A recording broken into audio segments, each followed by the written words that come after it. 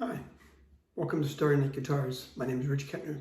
Today I'm going to talk about guitar picks and the differences between them and how you might use them for different jobs. The way I look at guitar picks is just like a tool as a carpenter would look at. You know, in a toolbox they have hammers and screwdrivers and all different jobs that do specific things. So just to show you real quick, I use different picks depending on the function of what I need to do. If I'm playing acoustic guitar and I need to be strumming,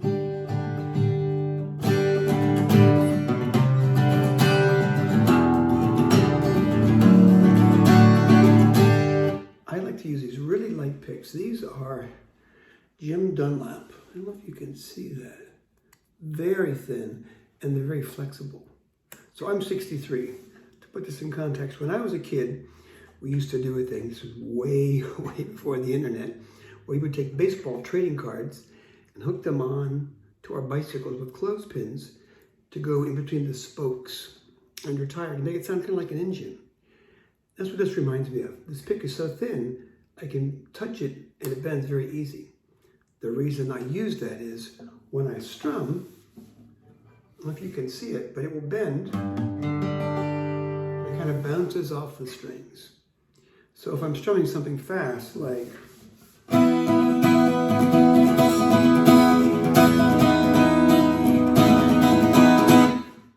can hold it here, and it bends and gives quite a bit. And also very often, instead of holding it so the tip is down, let me put it here, I tend to hold it this way. What I also find with this, even though it's a very thin pick, let me grab my glasses, otherwise I can't see. This is a Jim Dunlap 46 millimeter, so very thin. This one's white. He also has some gray ones that are slightly thicker, and I think this might be the lightest one they make. But what I find is by holding it this way and then squeezing tighter, it creates more resistance. So if I want it to be soft, I hold slightly looser, and it bends more. And if I want a little more volume as I play, I'll just squeeze tighter. So I'm going to try this. I'm going to hold loosely, do some strumming, and gradually squeeze tighter, and hopefully you'll hear the volume slightly get louder. Start to squeeze. So I'm really strumming the exact same way. So when I have to play the role of acoustic guitar and there's strumming involved, I tend to use this. Now, if I'm playing lead guitar, I will use something much thicker, like this. This again, glasses back on, is another Jim Dunlap pick, but it is called a stubby. It's actually called Big Stubby. These are purple. I think they also make black ones. This, you'll see, does not bend at all. I like to use these on my semi-hollow body guitar, also on my Telecaster. So these are great if I'm playing single notes.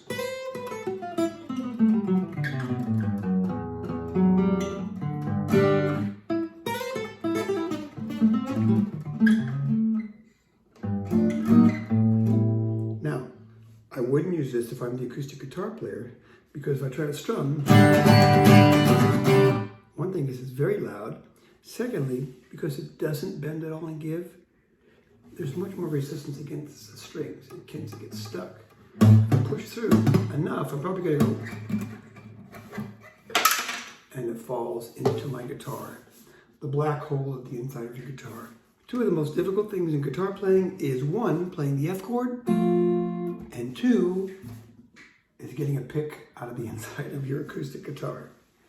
So that pick is great, but when I play single notes, or when I'm playing electric guitar, I don't use it for the acoustic. Now just to show you a few other picks and their extremes. I showed you this Dunlap one, very thick. The next one's slightly thicker. This is called a sculpted plecta. It says 88 milligrams. I'm not sure who makes this. Dunlap again. I like it because there's little raised ridges, so it kind of helps me grip. Sometimes if I'm playing too much pick slowly slide out of my hands and I tend to lose it. So this is kind of a little bit thicker. I also like these picks. This is a Golden Gate. Maybe you can see that. Kind of a weird shape. Pretty thick. But again, I love these for single notes. And I have a whole big container. This little jar is full of picks. Thick and thin and different materials and different shapes, large and small. Another one I have that I bought several years ago at the NAMM show, which is the National Association of Music Merchants, a big trade show in Los Angeles, California. This is a wooden pick, and I'm not sure if you can see it from there. It's kind of sculpted, but you can see right here. It's kind of scooped out where your finger goes. There's also a scoop on this side.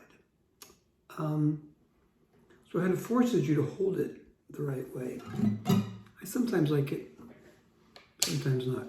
Two more picks, one more. This is a company called Stoneworks. This is made of stone, pretty thick, obviously doesn't bend. So this is not for strumming. This is again for people playing single notes.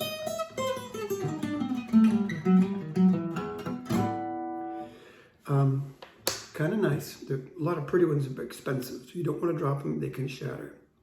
And then finally, one of my main interests, besides doing worship, is playing jazz. And in jazz, I like very, very thick picks. So the pick I tend to go to is again a Dunlop pick. They're called Jazz Tone. And this one, the number is 207. I don't know if you can see it, but it's very thick.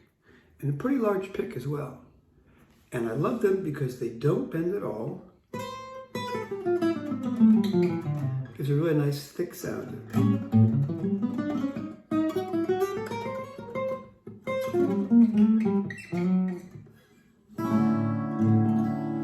Sounds great on a jazz guitar. And obviously this is an acoustic guitar. My point of this whole video would be, I'd encourage you, instead of falling into the trap of using one single pick, just as a craftsman has all sorts of tools, because each tool does a specific job, I'd encourage you to look around, try different picks. Every time I go to a music store, I'll pick something up. If it's something I have not seen before, and try it out. And what I find out is certain picks work great for certain styles. So again, if I'm playing jazz things, I love the 207 and this Golden Gate are the ones I would tend to go to. If I'm playing the acoustic guitar, always these thin ones for the strumming. And other ones fill in the gap. Just experiment. One of the greatest things about guitar is that while there are some rules about chord shapes or theory or that kind of stuff, at the same time, it's kind of like there are no rules. Whatever works for you is what you want to use. Doesn't matter that rock star X uses this or your best friend says use this. Try things out for yourself. See what works for you, that gives you the best results, and move forward with that. I hope this was of help. If you liked it, please let me know. Come back and visit again. God bless. Enjoy the journey.